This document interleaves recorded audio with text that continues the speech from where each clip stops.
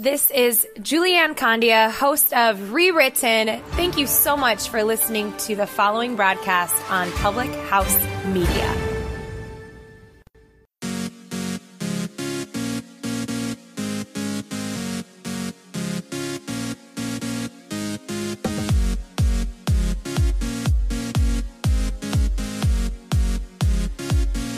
Hey, Choose to Rise friends. Welcome, friends. I'm so glad that you're here with me today. Welcome back to Choose to Rise. I am so excited to share with you this podcast today, this concept of boosting your mood with some very simple things that we've talked about lots of times before, but something especially important right now as we are kind of going through a very tumultuous time as a country, as a community, as really coming out of some super trying times. Like, it's super natural to try to figure out a way to kind of boost your mood when you have lived through a year like 2020. And maybe your 2021 is starting out like 2020 and you don't want it to continue that way. So I want to give you some 9 expert recommended mood boosters that can help you turn your frown upside down and give you a mood booster that's going to increase your energy, that's going to help you, if you're struggling with your mental health, if you're struggling with your energy levels, if you're struggling with relationships right now, I want to be able to help you increase those endorphins in your body. I want to help you find a positive view to look at something and just kind of keep going. So it's kind of this 9 little tips for you, things that I've shared before, things that are tried and true. But like the first one is move your body. Exercise releases those feel good endorphins, and it makes, so making time for that to move your body every single day is something that it will definitely help you. So whether that's going out on a walk, whether that's push and play, on a workout like me, every small bit of movement can make you feel good. So if you have a desk job, like I do sometimes, like it's critical for you to take movement breaks throughout the day. It's really important that you don't have to go like do a crazy workout every hour, but like get up and move. One thing that I really love about my fitness watch is that it buzzes on my wrist every hour and it says, hey, you need to get up and move. It's kind of just reminding me that when I move my body, I reduce my stress, I increase my focus, I improve my mood. And just those little things throughout the day can really help. So move your body more throughout the day. Get a workout in for sure, because that will increase the endorphins and increase your energy, but just moving throughout the day is super important. The second thing that you can do is choose good mood foods.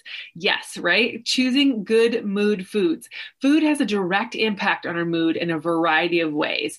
Incorporating mood boosting foods like fatty fish, whole grains, and blueberries, for instance, can into your daily diet can help you influence your mood naturally. And so there's a lot of ways that you can use food in a great way. Don't use it as a stress reliever, but really more as like a stress denier, I guess you could say. So like when you think about what you think about, you become. So if you're constantly thinking about all of the stresses in life and you use food as a coping mechanism, you're going to see food as not necessarily as a good mood thing, but like as a decreaser of ways. So try to incorporate more things, more control around your food, more thought processes around using other things to kind of up your mood as well.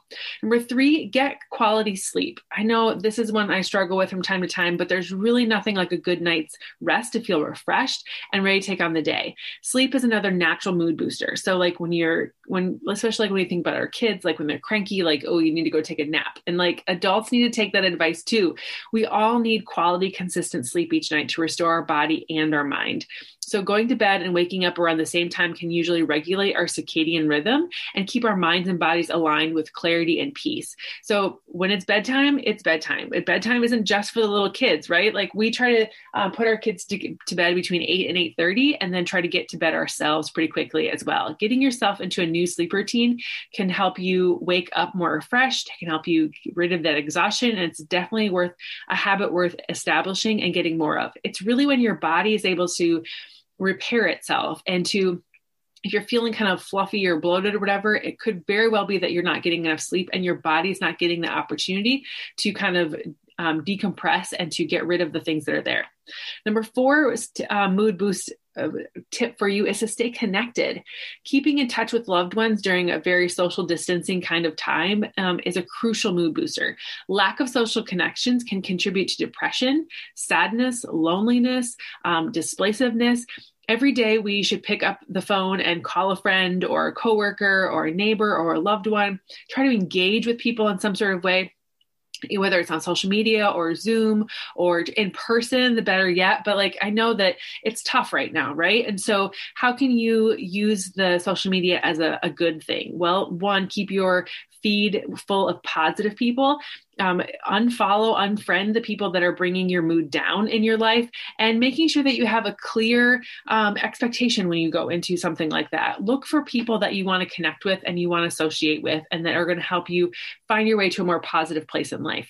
The fifth step I have for you for mood boosting is to be honest with yourself and slow down, right? How often do you sit and eat a meal or enjoy a cup of coffee or a tea? How often are you pausing your day for a ritual like sipping a hot cup of tea as a nurturing way to slow down and think about your current mood? It allows space for your truth, how you're really feeling. And if you're journaling or you're listening to some personal development, or you're just sitting down, listening to your breath and slowing down, maybe it's a good time to pray. Maybe it's a good time to keep your nervous system in check, and it's fighting you're getting yourself into that fight or flight motion. But if you can sit down and quiet yourself and find connection with your maker and really just kind of block that time in your calendar for meals, for tea breaks, for little resets throughout the day. Maybe it's to listen to a good podcast. Maybe it's to get outside, like we talked about earlier, and move your body, taking a walk through the park, taking your dog for a walk, doing whatever it might be, but slowing down and kind of unplugging in a sense from all the craziness of life, so that you can keep moving on your own time throughout the rest of the day. Number 6, sing it out. Yes.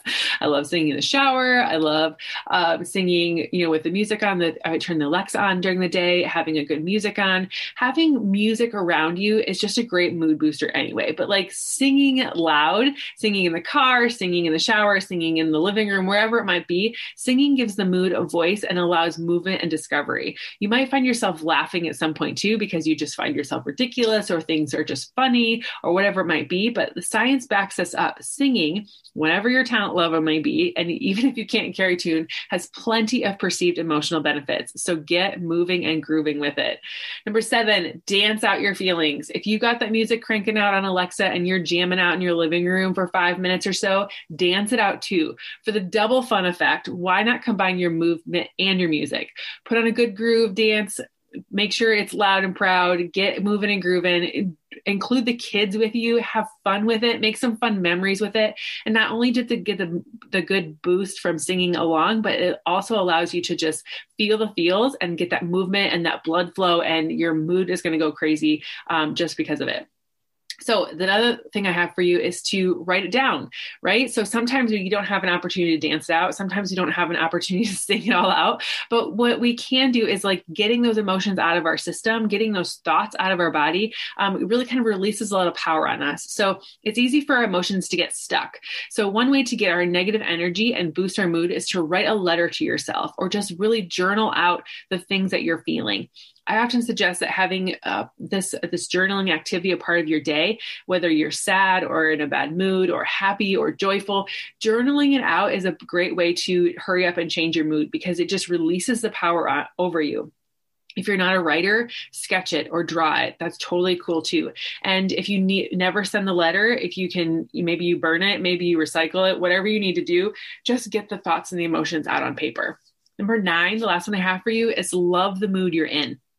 The best way to boost your mood is to love where you're at, or at least accept it. This means accepting and understanding whatever you're feeling, learning to be in a lower mood or a bad mood. Otherwise, you're constantly running from yourself.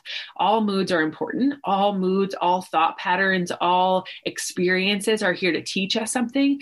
And if we're here to experience them and own them, we can learn from them. We can learn the information about ourselves that we need to, maybe how we can tweak what's going on to create a better mood. Maybe you discover a whole new level of yourself, and you're allowed to be creative in that situation, and you can learn how to avoid the negative situation in the past, but also keep moving forward and have a great future because of it. So love the mood you're in, write down those thoughts and emotions, journal them out, dance away your feelings, sing it loud, slow down and really connect with yourself. Stay connected with friends and family, neither near or far or in between, and get quality sleep, making sure that you're choosing good mood foods, helping you how you feel your body is how you feel in your body, and move, move, move.